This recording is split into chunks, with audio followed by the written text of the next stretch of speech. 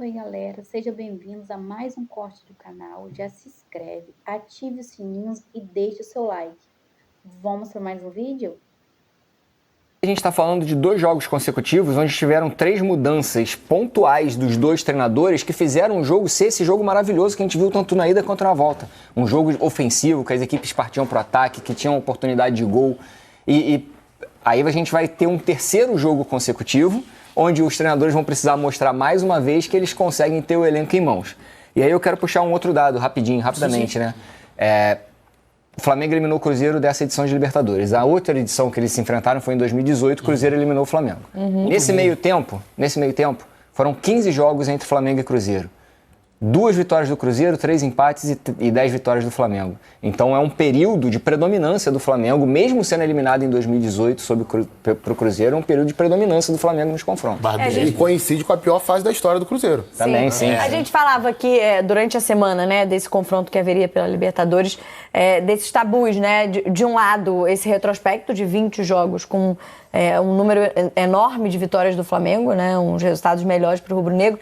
E em mata-matas o Cruzeiro tinha 5 classificações contra 4 rubro-negros, agora está empatado, né, com a eliminação na Libertadores. Gabriel, falando um pouquinho, né, desse Cruzeiro para o jogo contra o Flamengo agora do final de semana, o Coutinho levantou um ponto muito importante, né? Depois desse jogo, na terça-feira, o Cruzeiro tem o duelo contra o Atlético, né? O maior rival na Copa do Brasil, quarta de final, ou seja, confronto eliminatório, clássico. A gente pode ver o que a gente pode esperar do time para esse confronto contra o Flamengo. A gente pode ver jogadores preservados, quem está à disposição, quem pode ser utilizado só na terça-feira. Vai haver, de certa forma, prevalecer o jogo contra o Galo. Enfim, como é que vai estar essa cabeça do Arthur Jorge para definir o time para o jogo do final de semana?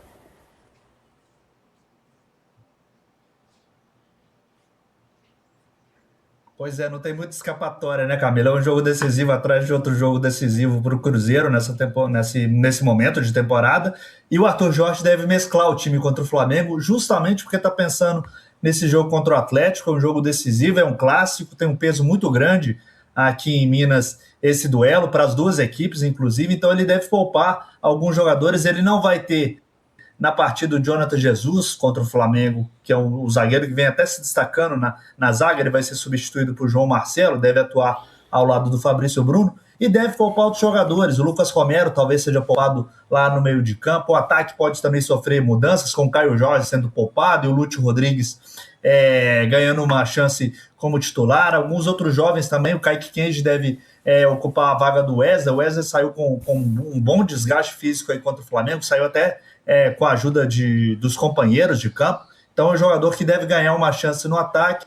Na lateral esquerda, o Gabriel Rojas vem tendo uma longa sequência também como titular. O Vidalba deve também ocupar essa posição. Então o Cruzeiro deve ir com um time realmente mesclado para essa partida contra o Flamengo, pensando nesse duelo no clássico com o Atlético, que aí sim vai com força total para a partida, porque neste momento o Cruzeiro tem que dividir as atenções para essas duas competições. É isso, né? Não está mais na Libertadores, mas tem o Brasileirão buscando vaga na Conmebol Libertadores do ano que vem, e esse clássico decisivo e eliminatório contra o Galo pela Copa do Brasil a partir da semana que vem.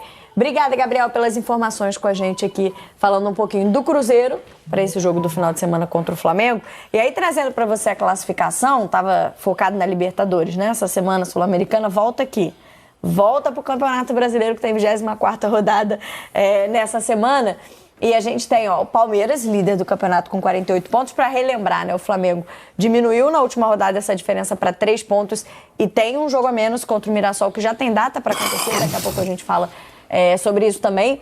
Atlético Paranaense e Fluminense fecham o G4. O Cruzeiro ali, com 36 pontos, hoje é o 5º colocado do Campeonato Brasileiro, de olho nessa vaga ali, pelo menos entre os 4 primeiros. Aí você tem... A gente falou de Corinthians e Coritiba, esse confronto direto que também o Scaroli destacou pra gente, é isso, um ponto de diferença entre eles. O Atlético tá chegando no Cruzeiro, isso é um ponto importante também, quando o rival tá próximo. Tem a briga ali de Bahia e Cruzeiro com o Fluminense pela vaga ali de quarto colocado, e tem o lado, a segunda página da tabela, que hoje tem o Botafogo abrindo ali com 30 pontos, uma diferença que já é um pouco maior para a zona de rebaixamento. A gente já viu essa diferença ser de 2 pontos, ela hoje é de 7 pontos, o Vitória com 29, o São Paulo com 27, e aí mais próximos do Z4, o Santos, o Grêmio Internacional. O Z4 hoje tem Mirassol, Remo, Vasco e Chapecoense. Relembrando para você como está o Campeonato Brasileiro antes da 24ª rodada, a gente destaca os jogos para você dessa 24ª rodada, começando amanhã no Maracanã com Fluminense e Remo, primeiro jogo já dessa 24ª rodada.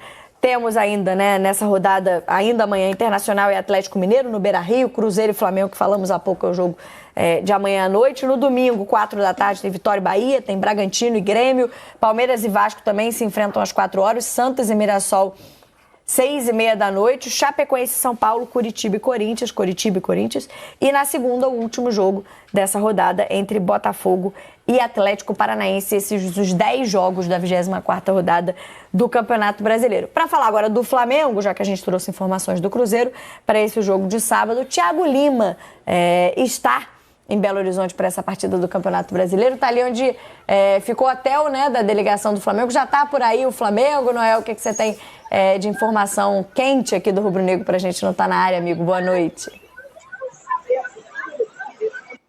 Mila, Raed, Coutinho.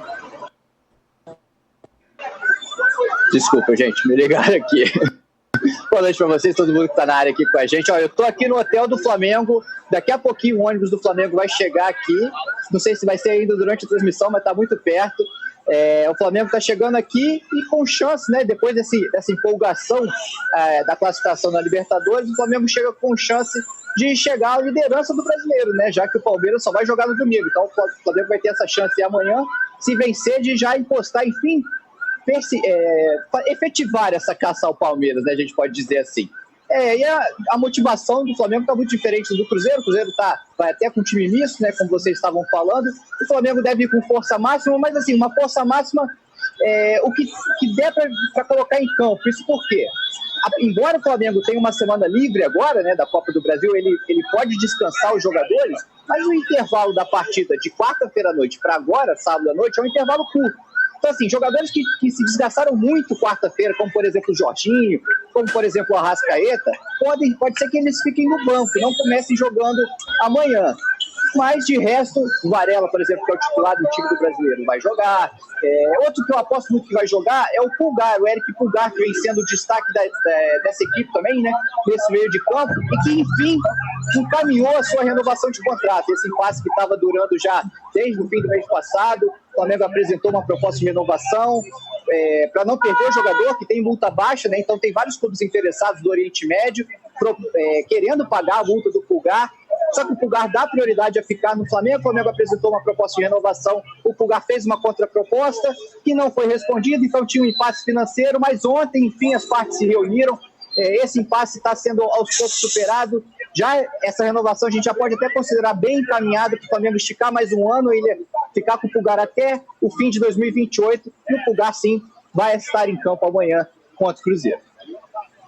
Boa, obrigada pelas informações. Atualizando, então, já as informações aqui do Flamengo. Obrigada, Thiago Lima. Tá ali, ó, na notícia, no ponto ali no hotel do Flamengo. Daqui a pouquinho, como ele disse, o Flamengo tá chegando ali para Belo Horizonte. Mas pede pro pessoal não ligar, não.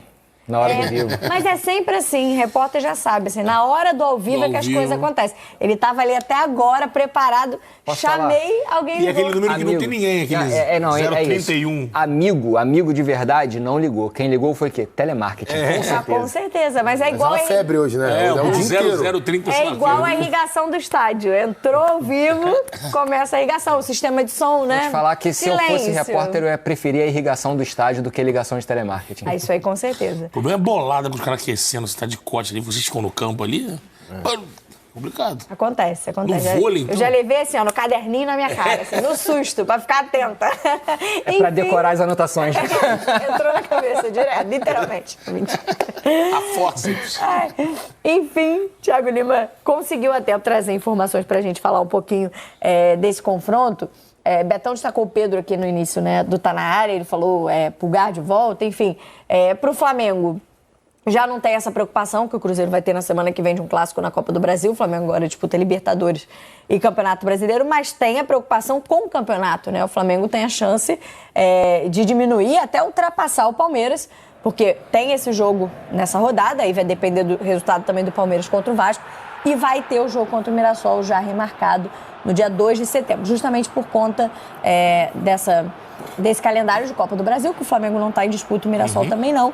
Então a gente já tem essa data marcada, daqui a pouco a gente confirma, mostra para você a notícia no dia 2 de setembro. Então é uma sequência para o Flamengo decisiva no Campeonato Brasileiro, né, Betão? É importante. Eu tenho percebido assim que o Leonardo Jardim, né, lembrando um pouco também dele do ano passado no Cruzeiro, ele é aquele cara que ele vai mexendo, né? Nem que seja uma peça, duas ali, mas ele vai... Nunca é o mesmo time, né? Porque ele olha muito pro adversário. Eu acho que ele vai valorizar muito esse jogo, porque é uma oportunidade de encostar de vez, e aí com um jogo a menos, de ser líder do campeonato, né?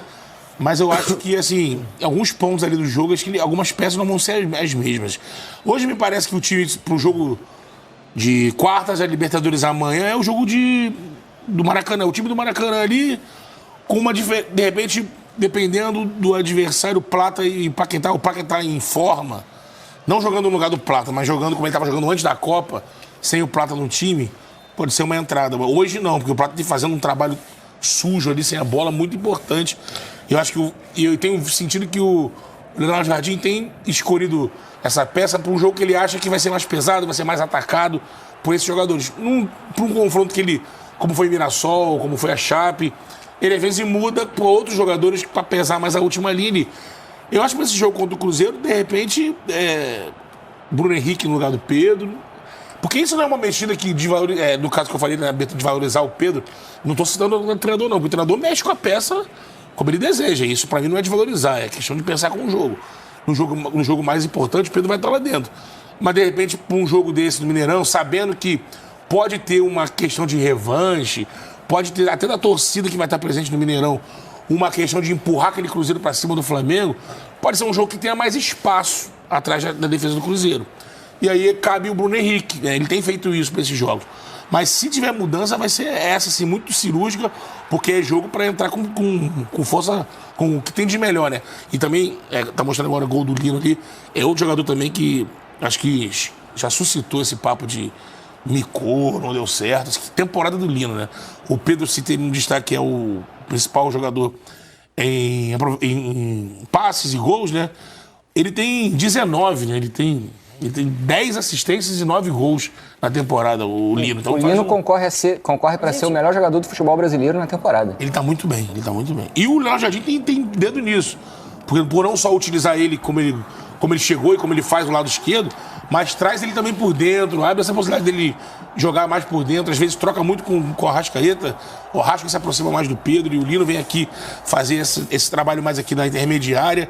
O Lino corre para trás para Dedéu, já foi lateral esquerdo, então também ajuda muito e tá muito confiante, né? Tá muito inteiro. Acho que essa temporada, eu acho que é natural, né? Ele chegou já no time, jogando ali. Agora, depois de passado um tempo, fez pré-temporada, tá mais acomodado com o time. Faz uma temporada impressionante. Ele e o Pedro são dois caras no ataque impressionantes. A gente tem até esses números, Betão, do Samuel Lino e do Pedro, né? O quanto eles têm sido decisivos e participativos em gols do Flamengo nessa temporada, né? 54% dos gols, mais da metade, tem a participação deles. São 49 gols dos 89 que o Flamengo fez na temporada, tem participação de um deles, né? O Pedro tem 23 gols e 7 assistências, o Lino tem 9 gols e 10 assistências, então são muitas participações em gols do Flamengo, desses dois jogadores. É a melhor dupla do Brasil, se for fazer uma dupla. Quase não joga como uma dupla, né? Mas para voltar à moda antiga, do nosso tempo, né? Do meu tempo, nosso não, do meu tempo, do Raed também aqui, mais velho do que eu, né? É a dupla, né? A dupla. Respeita a minha barba branca. É a melhor dupla do Brasil, por dizer assim, né? Ontem a gente falava um pouquinho desse momento do Pedro, que o Betão destacou muito bem, e a gente fazia uma ponderação com relação à sequência dele, né? Que talvez seja o ponto ali a melhorar, ou algo que talvez explicasse o Pedro não ser um titular absoluto, ou não era, né? Não sei o que muda a partir desse jogo contra o Cruzeiro, mas não era até então titular absoluto do Leonardo Jardim, já não tinha sido o técnico anterior, com o Felipe Luiz, nem com o Tite. Nos jogos de Libertadores, né? Principalmente, né? Porque foi quando a gente percebeu, por exemplo, no primeiro jogo contra o Cruzeiro, é uma escolha tática também, enfim, mas não é aquele cara que naquele momento ia jogar sob qualquer circunstância no jogo mais importante. E aí a gente falava, talvez, dessa sequência do Pedro fazer o que fez contra o Cruzeiro em jogos em sequência pelas competições. E acho que tem um pouco a ver com o que vocês falaram um pouco dessa questão da recomposição defensiva. Foi algo que ele contribuiu muito. Na pressão, né? Nem sei se é recomposição, mas acho que a pressão na saída de bola do adversário, que ele fez muito bem contra o Cruzeiro, é um jogador que a gente sabe da qualidade. E que o que fez contra o Cruzeiro, imagino, repetindo isso, é um titular absoluto desse time. Eu acho que a temporada dele é muito boa. Talvez ele tenha sido preterido na maioria dos jogos da Libertadores pela questão do estilo de jogo do Bruno Henrique em relação a ele, né? Não só pela quantidade de vezes que o Bruno consegue pressionar, mas pela velocidade que o Bruno tem para fazer isso, mudança de direção e tudo mais, além de ser um jogador que possa ser lançado em profundidade quando o adversário marca a saída de bola do Flamengo ou quando há espaço para contragolpe. Não à toa, o Bruno, quando entra no segundo tempo nesse cenário, ele quase sempre faz um gol, dá uma assistência, faz uma jogada ali interessante. Mas assim, com o Pedro voando, você acha que o Leonardo Jardim não abre mão disso, como abriu no Maracanã? Porque eu acho que o Pedro estava voando. Porque ele não... Como jogou ontem contra o Cruzeiro? Assim, antes da Copa, sim. Ele é esse cara que capaz de dar definição com qualidade, que a gente falou que o Flamengo sentiu dificuldade em muitos jogos, né? É porque eu acho, cara, que assim, existem treinadores que eles mexem no time mesmo com o jogador voando se ele achar que a característica do jogador não encaixa para aquele jogo ali. E assim, eu não tô nem defendendo isso. Mas eu defendo. Acha certo ou errado. Mas eu defendo. Tudo bem. Mas tem gente que defende outro lado. Tem gente que acha um absurdo o Pedro não jogar. E numa boa, eu entendo os dois lados, cara. Jogo é jogo. Só que a minha casinha nisso é tentar entender o que o treinador quer e o meu papel, eu acho que é o seguinte, avaliar se aquilo que ele pensou deu certo ou errado no jogo, né? Eu acho que contra o Cruzeiro, por exemplo, mesmo o Pedro entrando muito bem depois, o Pedro entra e resolve vários problemas que o Flamengo tinha ali para terminar os ataques. Mas mesmo assim o Bruno Henrique foi perigoso em alguns lances. A melhor chance do Flamengo antes do gol é uma bola que tem a saída pro Ayrton Lucas, que você citou, do Rossi pro Ayrton Lucas. O Ayrton escora de cabeça pro Arrascaeta, o Arrascaeta ganha do volante, do Matheus Henrique, toca pro Bruno, o Bruno chuta, a bola trisca no travessão e sobe. Se a bola entra, talvez a gente nem falava, mas o Pedro entrou e melhorou. O Flamengo teria aberto o placar naquele momento ali do jogo. Então foi uma boa oportunidade criada. Feliz o treinador, né, que tem essas opções. A gente não tá falando aqui de um jogador... não, botou um rapidinho lá pra correr, um cara que corre. É o Bruno Henrique. É o Bruno Henrique. O Bruno Henrique é um dos maiores jogadores da história do Flamengo. É um dos caras mais identificados com a torcida, um dos campeoníssimos ali, recordistas de troféu na história do clube. Então, que bom que o Leonardo Jardim tem essas opções, porque certamente se eu sou o zagueiro, cara, entra o Pedro. Caraca, pra marcar esse cara é brabo. Espaço curto, eu não posso dar um vacilo que ele vai fazer o gol. Entra o Bruno Henrique, se eu der minhas costas pra ele correr, eu vou comer poeira e ele vai sair dentro do gol. É muito difícil, cara. E aí, a gente tem um comparativo, porque o Pedro continua cada vez mais perto de outros recordes pelo Flamengo, né? A gente fala dos gols em Libertadores, que ele está próximo do Gabriel, e a gente faz a comparação entre Pedro e Gabigol. Na história até mesmo do Flamengo, o Pedro já tem mais jogos, que o Gabriel. Ele tem 348 jogos, o Gabigol tem 308. E são 176 gols contra 161. E aí, 44 assistências para cada lado. Os Sabe títulos... O que seria importante? Desculpa. Não, só para eu fazer esse asterisco, os títulos são 13 para cada, porque a gente não considera esses números, né? São do nosso gato mestre, a gente não considera no GE o título carioca e da Supercopa de 25 para o Pedro, porque ele estava machucado. Então, esses títulos não estão contando. O Pedro já ali. tem mais gols na história do que o Gabigol, né? Sim, com mais jogos também, mas enfim, já tem mais O jogos. negócio é Libertadores. A questão, pra mim, que eu acho um exercício legal até pra gente fazer, todo mundo fazer, é tentar entender qual é a média de minutos em campo, né? E relacionar com os gols. Porque o Pedro, quando chega no Flamengo, ele inicialmente é reserva do Gabriel. Era o Flamengo de 20, o Pedro chega em janeiro de 20 ao Flamengo, era o Flamengo do Jorge Jesus. Que tinha ali Gabriel, Bruno Henrique e o Pedro eram reserva daquele time. O Gabriel tem lesões em 20 e 21, mas o Pedro, sempre quando todo mundo estava disponível, Gabriel, Bruno Henrique, Arrascaeta e Everton Ribeiro, ele começava no banco. O Gabriel, por sua vez, a reta final dele no Flamengo foi de muitos jogos no banco. 23 e 24 ele fica no banco quase que a temporada inteira, né? E entra e tudo mais. Então, Assim, é um desafio interessante descobrir quem é que tem mais gols por minuto, assim. Perfeito, porque a gente não sabe... o Pedro tem mais jogos, mas a gente não sabe se tem mais minutos, né? Verdade. Essa é uma boa... O Pedro fazia muito gol quando era reserva. E aí é muita matemática também que tem que botar, né? Não, dá trabalho, dá muito trabalho. Uma matemática que eu acho que ainda falta nessa equação toda aí é gols decisivos em jogos decisivos. Eu acho que isso aí separa um pouquinho ainda o Pedro do Gabriel, ainda falta isso pro Pedro. Apesar do Pedro ter sido muito decisivo em 22, né? Ele não fez o gol da final, Mas ele carregou o Flamengo. Ele faz a final da Copa do Brasil no Maracanã contra o Corinthians.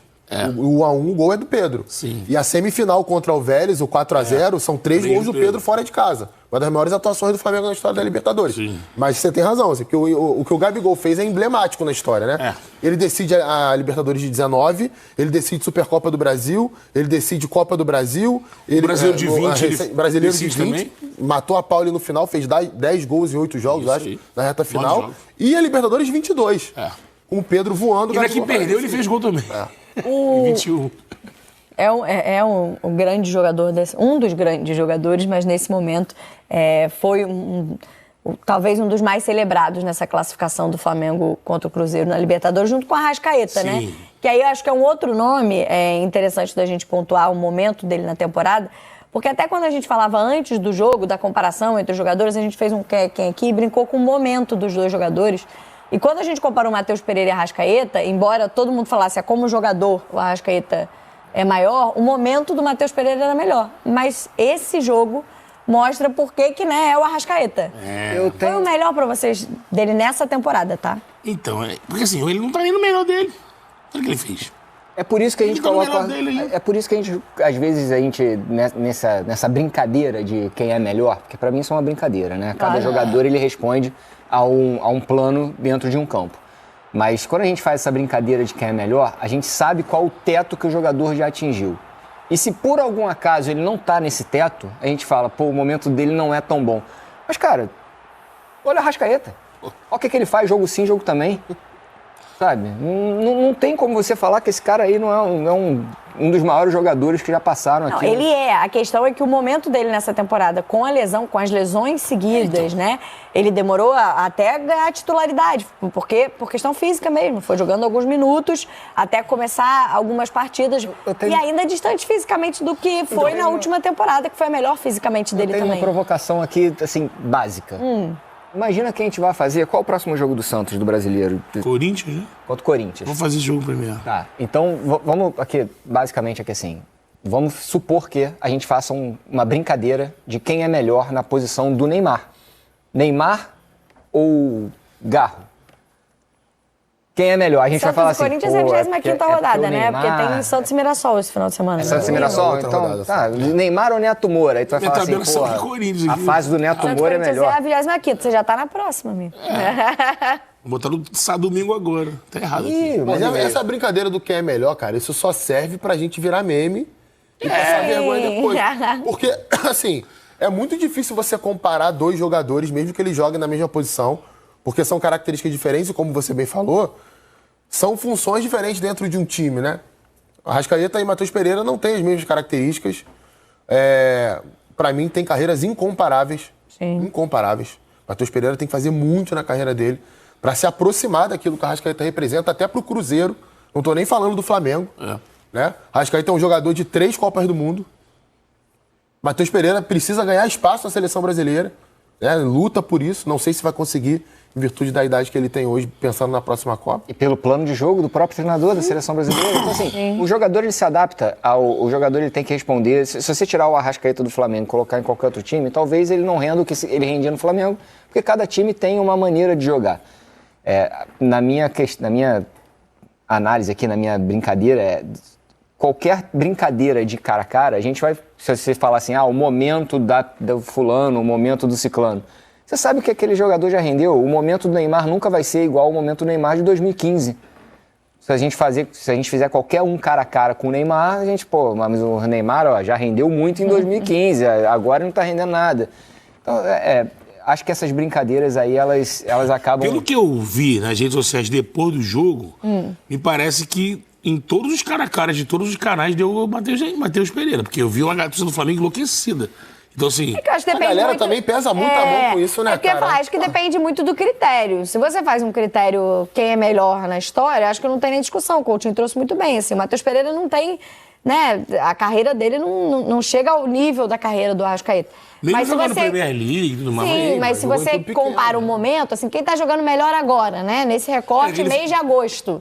O Matheus Pereira fez jogos melhores do que o Arrascaeta. Mas é isso, no momento de ser decisivo, num jogo eliminatório como foi Onde ele não esse tá entre no Flamengo e auge. Cruzeiro, ele foi muito mais decisivo. Eu acho que ele foi bem em BH também, marcou, deu carrinho. Pô, tem um lance que ele tá dando volta aqui na lateral, aqui atrás do Ele Flamengo. foi deu um bem em carrinho. BH, ele foi bem quando entrou contra a Chapecoense lá, ele foi bem contra o Vitória. Eu acho que aí daquele cara que tem foi sido assim no Flamengo, né? Acho que ano passado foi um ano ativo que ele, com o Felipe conseguiu ter um ano, assim, artilheiro do brasileiro, mais linear. Mas geralmente ele cresce muito no segundo semestre e geralmente Sim. no momento decisivo do jogo. Você vai pegar aí.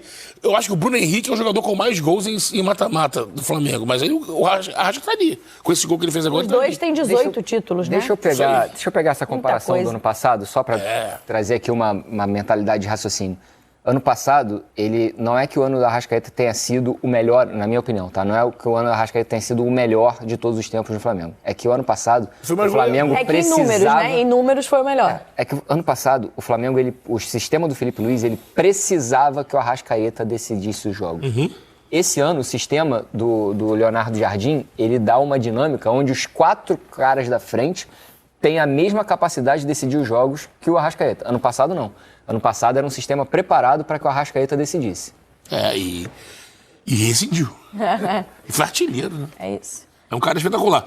Acho que já é claro que é o maior gringo, né? O maior estrangeiro que passou pelo Brasil. A gente teve vários, né? O Flamengo mesmo tem uma briga ali, Doval, Pet e Arrascaeta. Mas aí nos números, né? No futebol também, eu acho que o Arrascaeta na regularidade, né? Porque o Pet jogou muito no Flamengo, é histórico. Mas não teve não foi linear, né? Igual o Arrascaeta. Ele chega em 2000, vai bem, sai e volta naquele encanto no canto do cisne dele lá. O Arrasca é muito linear, né? É impressionante. 7 anos, cara. Jogando em altíssimo nível decidindo. Sendo tricampeão de Libertadores pelo Só no clube. Flamengo, né? Já tinha 3 temporadas brilhantes no Cruzeiro. Decidindo, Exato, né? inclusive Claro em que, cima do assim, Flamengo. numa comparação com o Pet, que jogou muita bola, foi um cracaço, você não pode deixar de considerar o momento que o clube vive. Né? A gente pensa isso O também. Flamengo do Pet era o As Flamengo companhias, né? da célebre frase lá do Vampeta, né? Finge que paga, finge que joga. Não que o Pet fizesse isso, pelo contrário. Não, ele decide jogou o estadual de 2001 sem receber. Sem receber, com várias promessas de pagamento ali não cumpridas pela diretoria. E em 2009 volta, inclusive, para acertar uma parte de dívida e joga muito bem aquele brasileiro. Então, assim, talvez se o Flamengo fosse um clube estável naquela ocasião, talvez ele tivesse anos e anos ali em grande nível. Então, acho que é importante ponderar contexto, isso. né? Mas, Perfeito. dito isso, a Arrascaeta, para mim, é o maior gringo da história do futebol brasileiro. É isso, Cruzeiro e Flamengo.